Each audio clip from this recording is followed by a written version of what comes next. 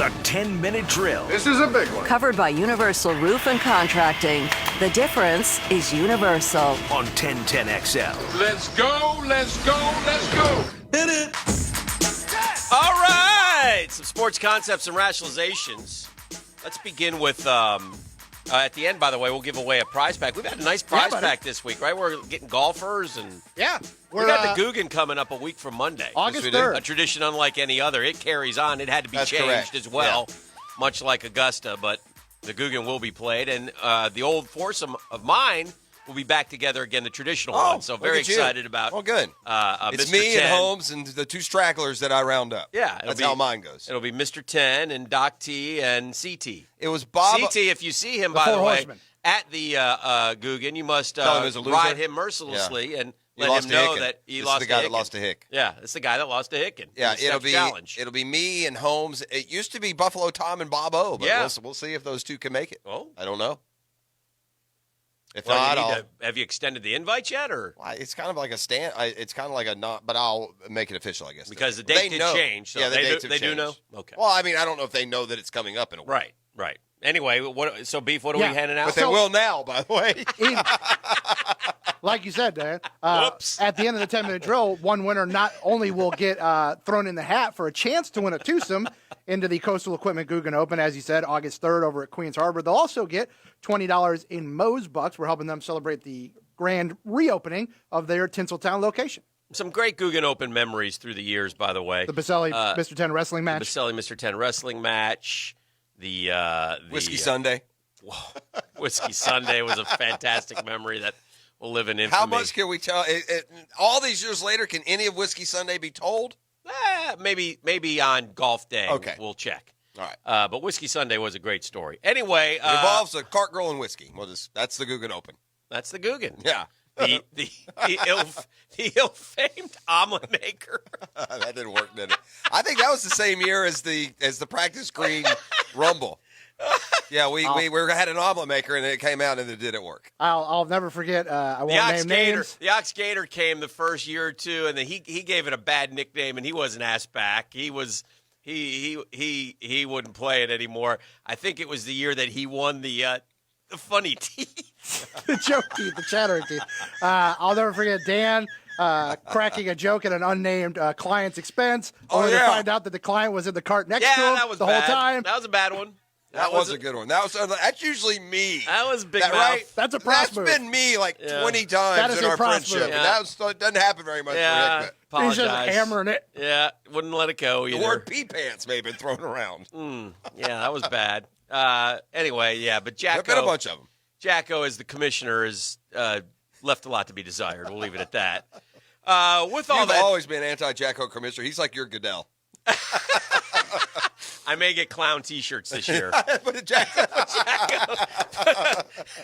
Jacko's face on. Clown nose. Clown, bro. Yeah, I get a lot of texts.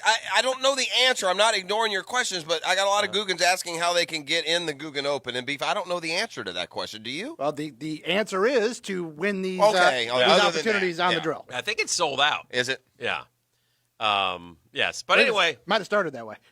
Yeah, it is. It's out of our hands now. We don't run it anymore. We show up, we do the radio show, we play excellent golf.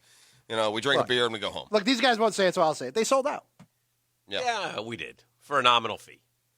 Some of you, some like to do golf tournaments for charity. Not us. We're in it for the cash. We're in it for the cash. No, we don't get any money. A CG. We play golf. High school football. I God bless you, FHSAA. I know you're in a tough spot, because I've ripped them through the years. They're not very good at what they do. This is a little bit tough spot, but they did a 180. And my man Bobby Johns is a statewide. If you want to play football, Bobby Johns is your guy. He's a statewide folk hero. This guy is a coach who's on the committee or the board, if you will. I think he's at Weewa Hitchka, which is perfect for Bobby Johns. He got a gravelly voice. He was here in town? No. He's on the Zoom call. I got you. But he's the one defending and pounding the desk. To play? Yes, and ready to play. And in fairness now, he's in rural Florida where the corona's not as out there as, say, I don't know, South Florida. So, they're in a tough spot because part of the state says this, part of the state says that, part of the state wants this, part of the state wants that. They have a doctors, like a committee headed by a lady who's a doctor at Mayo here in Jacksonville, and she recommended last time, just like she did this time, that they don't start on the 27th of July, that they wait. And so they went against her totally last time. Last night, at least they listened to her. In the end, they voted to push back high school football about a month. And all other fall sports to Aug 24, which, again, that some people would say, well, it's kicking the can down the road a little bit. They are, at some point, you're going to have to come up with some solutions. But at this point in time, if you push it back to Aug 24, I still think you'd be okay if everything could start Aug 24. I don't know if that will be the case. I've said to you all along, my son plays high school football. My hope for high school football this year is that they can at least play, 5 games, 6 games. Imagine if you're a senior. Oh, it's horrible. And your last chance to play, last chance to earn college notice. It's heartbreaking. There are a lot of kids out there who, listen. We need a high school combine this year. It's going to be a weird recruiting year. Not so much for the big boys. Right. They've got their scopes. Right. But I mean, there's kids like all the fill-ins. My son knows kids who get offers to the Citadel or Tennessee Martin or, smaller programs that they need players too. Sure. And these kids are good football players. They're just not as big as the D1 prospects. I have maybe not quite as fast as the D1 prospects, but they certainly have skills. Anyway, our drill poll question today presented by Rich Safety, Florida's trusted personal protection equipment provider. Do you agree with the FHSAA's decision to postpone the start of high school football? Yeah, wait like college. Can still fit in a season. No, the kids are ready to roll. Start when you feel safe. And it's very close, so maybe I phrased them incorrectly. We have almost 400 votes. Right now, no, I don't agree. The kids are ready to roll. That's 33.3. Yes, wait like college. That's 32.2. Can still fit in a season is 12.6. Start when you feel safe is 21.8. You can vote at Dan Hicken. There are so many different things at play. Now, when I say fall sports, by the way, and make no mistake, football drives but there's also, girls volleyball is a huge sport in this state. Sure. And they're ready to play. And Bobby Johns had one good point. Well, I shouldn't say that. I'm sure he had a bunch of good points. One good point that I saw. And he said this. He said, listen, you guys, we might get to the point where we don't have these high school sports this fall, which is, crippling. But I will say this. If you don't have volleyball, they'll be playing volleyball on the weekends. Right. If you don't have football. There'll be travel. If you don't have football, there'll be 7v7 leagues popping up all over the place. Yeah. And that's where you wonder what's going on here. Well, that's where it's a little dangerous. Now, again, 7v7 is spread out more, so I get it in terms of it's not blocking and tackling, Jeff. But I will say this. This is where it's dangerous for high school football. And, again, safety comes first, right? So safety's first. You cannot but be careful because if you do get a 7v7 leagues in the fall – and there's film on them, and there will be. Look, guys are out. This is this country. Somebody will be smart and say, okay, I'll have video of every 7v7 game in my league. If you pay this much money, we'll do this, because we all pay to play high school football. We all have to raise money. That's how it works. So I take that money and I put it towards the 7v7, and then the kid goes to camp. That'll be enough to get your quarterbacks and your receivers and your defensive backs and your running backs scholarships. Yeah, but what about the rest of them? Well, you're missing the linemen.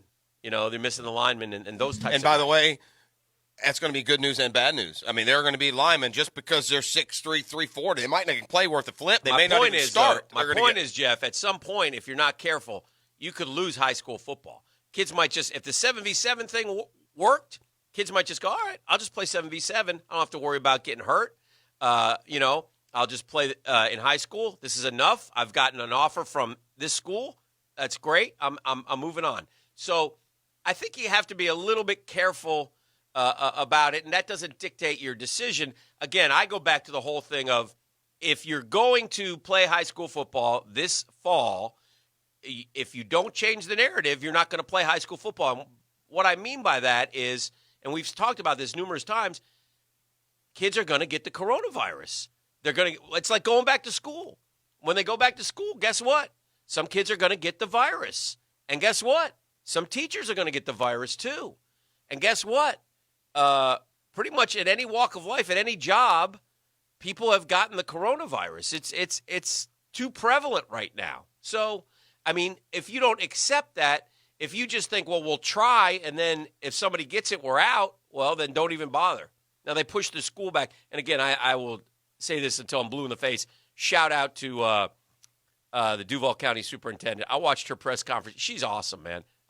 That lady is, I kind of follow. My dad was a superintendent in a much smaller school district with a high school, and it's a tough job, man, because the board eventually changes that hired you. They end up not liking you, and you end up leaving. This lady is so sharp. If I could give her a lifetime contract right now in Duval County, I would. I haven't met anybody she has rankled. She cares. She's encouraging. All the teachers and people seem to really like her. So anyway, I think she's done a wonderful job. So anyway. I have a new pet peeve. Peeve away. It's the last thing that I Peeve need. away. It's the last thing I need is another one. Yeah. My new pet peeve are, well, before I give it to you, let me ask you a question. I'm listening. Why are you doing what you do right now? I love it. What was the genesis of you getting I couldn't play it. But you love sports, Yes, right? Yes. You love sports. Yes. You'd like to think that most people who do what we do are doing it because they love sports, not because they want to be on TV or not because they want to be known or just, at the beginning of the day when you do your In the end, we're huge sports fans. Fans, right. Now, if you're a sports fan, I'm sorry, I think that you should always, unless incredibly inappropriate, lobby for the side of sports for what you love. My new pet peeve is a growing number of journalists who are the Grim Reaper for sports, who almost seem to be rooting or influencing the shutdown of college football. The latest in my crosshairs is Dennis Dodd of CBS. Yeah. Every article he writes is basically condemning any thought that you should be playing sports. How dare you? I'm sorry, Dennis. What medical school are you from again? Well, they say that to us as well, and as we fight for the other sort of on the other side. I get it, though. There are a few. Now, listen, it makes no sense because, especially in this day and age, so many of us have been eliminated, right? I mean, how many beef on social media? We'll see guys, I got laid off today. 17 went from this paper. I mean, a ton of and these smaller, this site. SB Nation and things like that. Yeah. So it doesn't make sense, but there are some who it's not an agenda, if you will, but their belief, right? And they won't stray from that belief. And Dennis Dodd is one of them. Who's the USA Today guy? Dan, is it Walken? Walken. I'm pretty sure Walken. Yeah. He's another one who, is always negative about. I'll give you one. Here's a baseball writer for Yahoo, Hannah Kaiser. Have you ever follow her at all? She's based in New York. Hannah. Okay. Again, if you want to write this column as a news reporter or a political commentary, I wouldn't have a problem with what the text of this is. Yeah. But you're a sports writer. It's opening night in baseball, and you just pulled your pants down and, whizzed all over it. What she was on. Here, I'll just read you the first couple paragraphs of this column. Again, it's opening night in baseball. The world champion Nationals against the America's, either love them or hate them New York Yankees. Yeah. If everyone would just grit their teeth, keep their eye on the ball and not the empty seats, baseball would finally get to focus on baseball again. That was the plan anyway. They played swelling music and raised a World Series championship flag in our nation's capital, a heavy-handed metaphor about the political experience of pretending that everything is just fine. But even from a seat in the press box, one of just a few dozen people who would witness the 2020 opening day live, I barely noticed. Without the context clues from a celebratory crowd, the whole thing felt like a dress rehearsal. The PA system seemed insufficiently calibrated for an empty stadium, every sound echoing incoherently. Even the message that Black Lives Matter, which deserves to be made loud and clear, felt muddled by finding a middle ground. Everyone knelt in unison before the anthem started. No one knelt during the anthem itself.